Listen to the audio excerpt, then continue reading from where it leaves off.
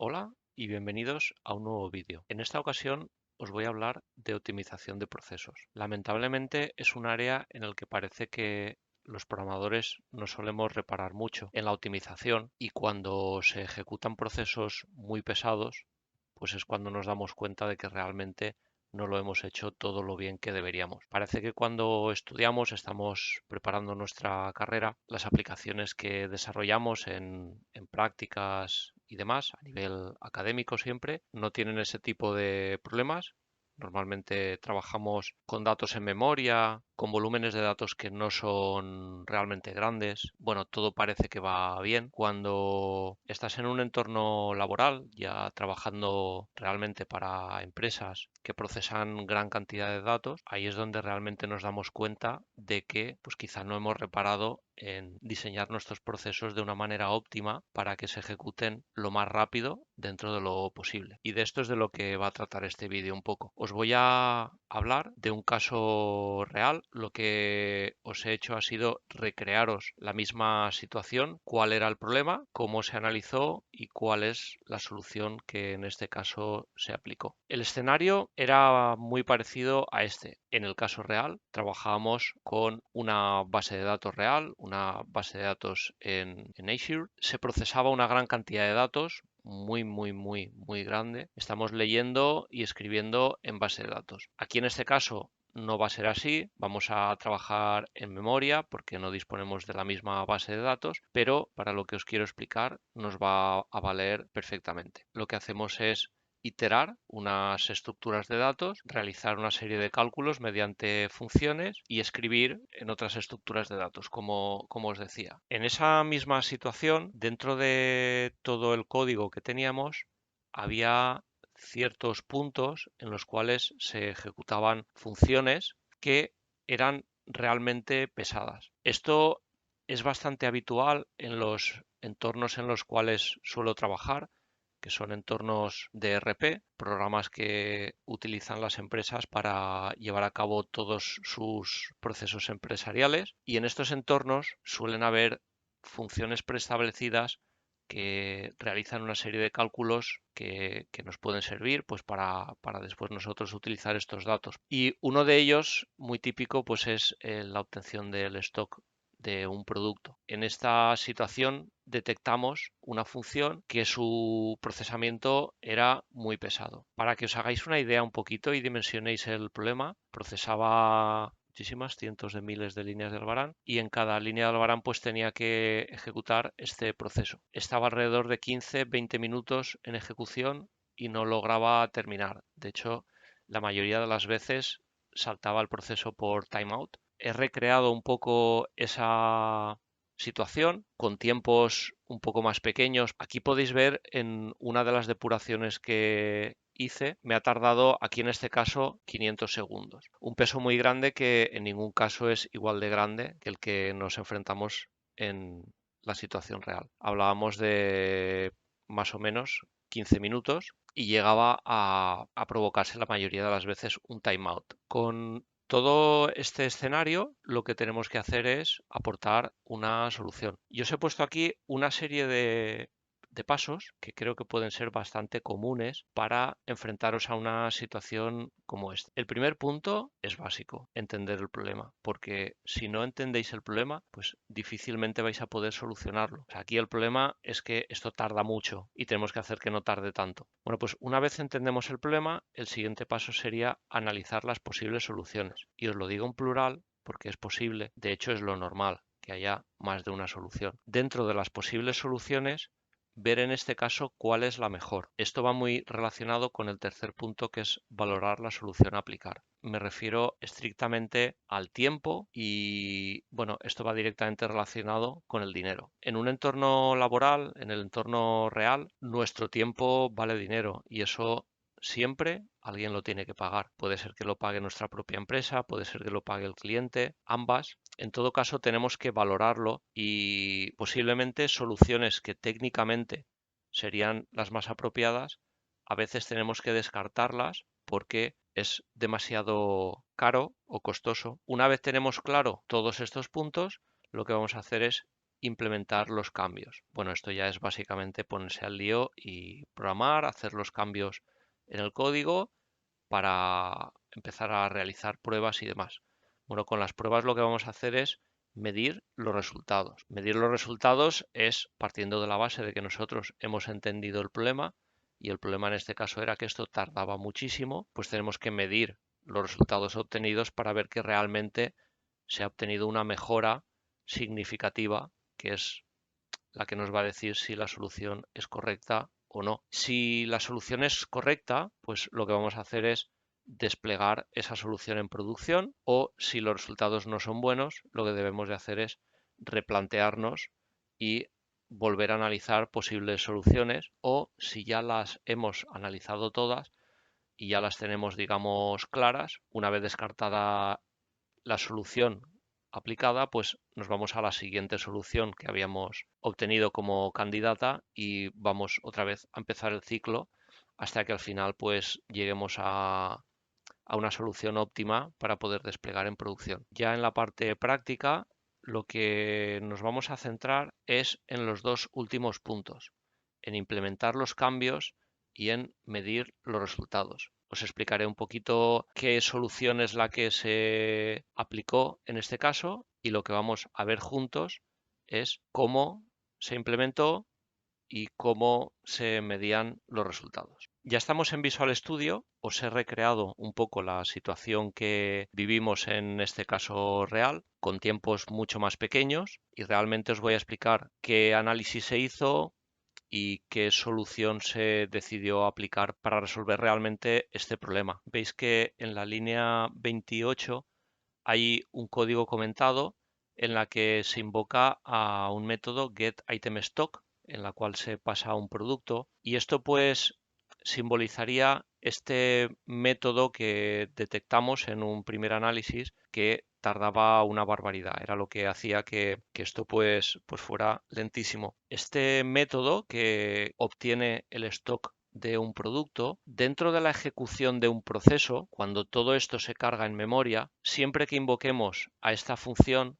el stock va a devolver el mismo. Yendo a lo estrictamente técnico, este método con la misma entrada siempre va a tener la misma salida. Bueno, pues eso fue la clave para obtener una solución. Lo que hicimos fue lo siguiente. He comentado este método y lo que he hecho ha sido acto seguido poner otro método, OptimizeGetItemStock, que lo he diseñado en una clase accesoria para poder enseñaros un poquito el código. Lo que hacemos es pasarle itemStockResults, que como veis aquí arriba es en la línea 21, es algo que hemos añadido que es una estructura de datos.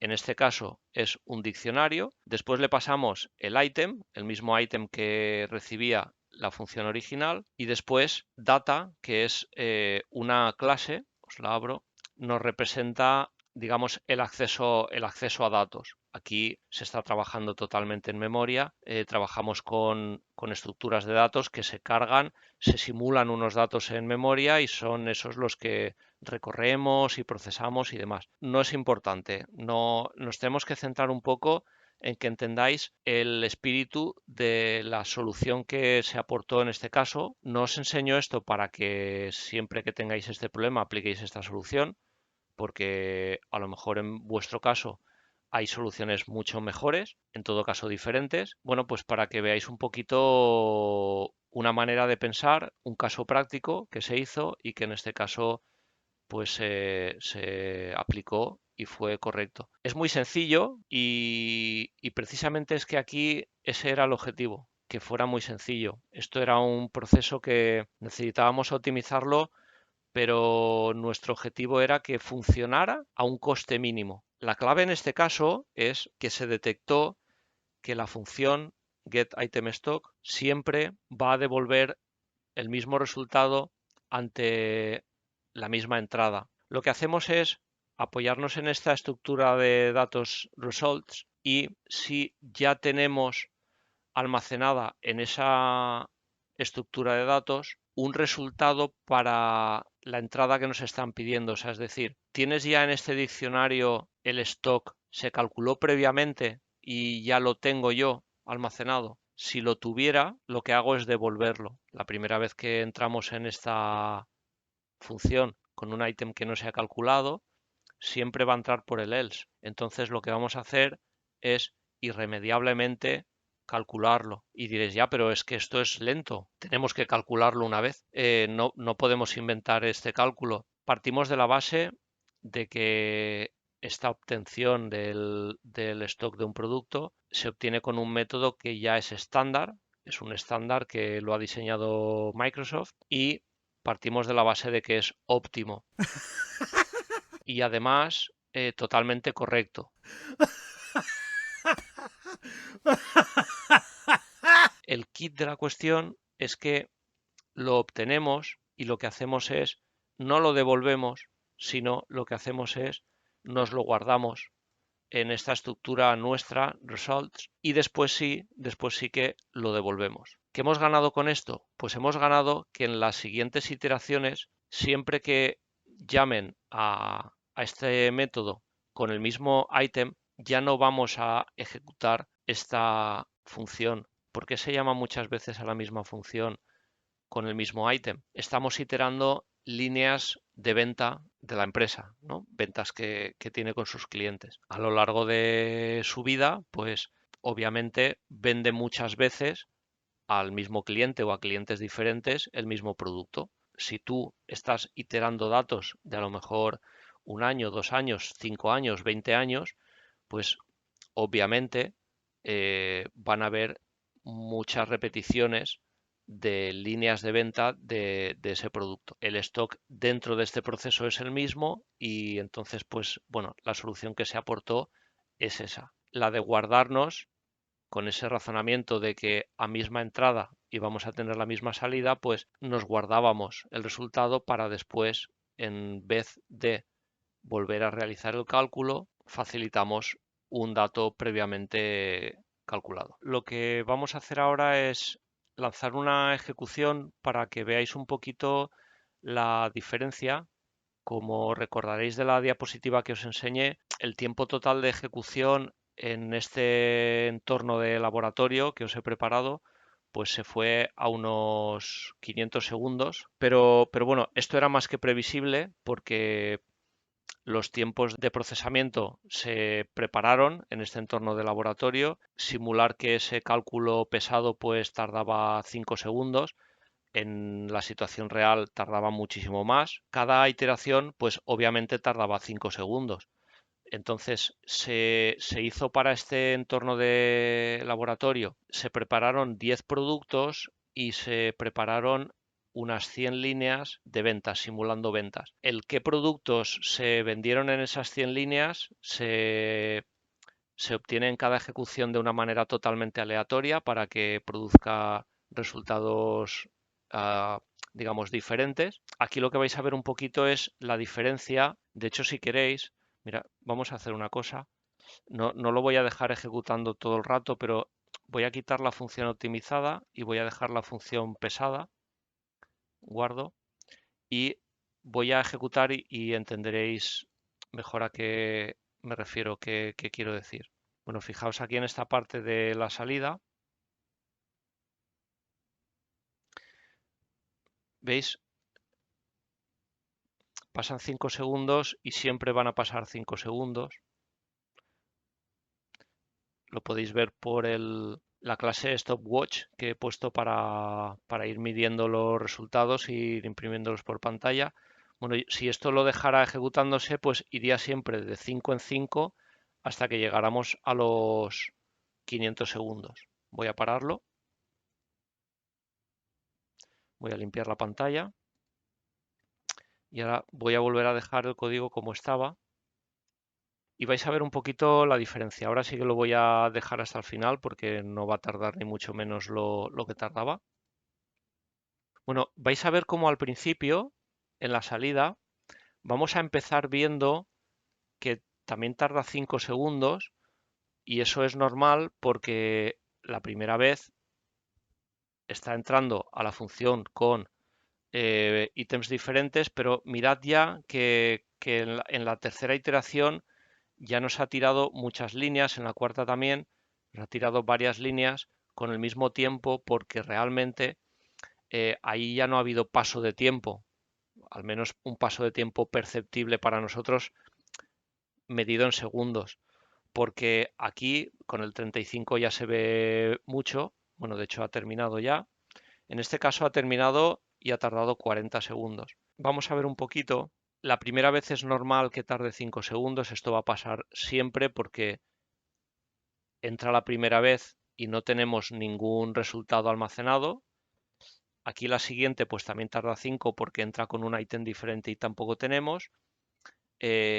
Aquí en la siguiente también, pero estas de aquí pues ya ha entrado con un producto que es uno de estos tres y entonces ya no hay un tiempo de ejecución en segundos. Después aquí hay un cambio porque detecta un ítem diferente, vuelven a pasar más iteraciones, aquí hay otras dos y aquí en las de 30 y sobre todo en las de 35 ya pasan muchas iteraciones que posiblemente pasen muchas líneas que el producto sea exactamente el mismo. Con el 40 pasaría un poco lo mismo. Estoy haciendo scroll hasta que veis esto. Con lo cual, pues esto es un poco el resultado que se obtuvo. No 40 segundos, porque aún optimizando esto, el proceso seguía siendo bastante pesado por la cantidad de datos que había y porque realmente el tiempo de procesamiento de estos métodos pesados era mucho más grande que el que hemos reproducido en este entorno de laboratorio, pero a lo mejor se fue a unos 4 minutos, 5 minutos. Comparado con unos 15 minutos y la mayoría de las veces produciéndose un timeout, pues la solución en este caso fue totalmente aceptada y aplicada en producción porque era realmente lo que necesitábamos y en este caso tampoco podíamos salirnos de ciertos límites. Con lo cual, pues bueno, en proporción, pues podéis sacar vosotros mismos el 40 segundos respecto a 500, pues obviamente va un abismo, ¿no?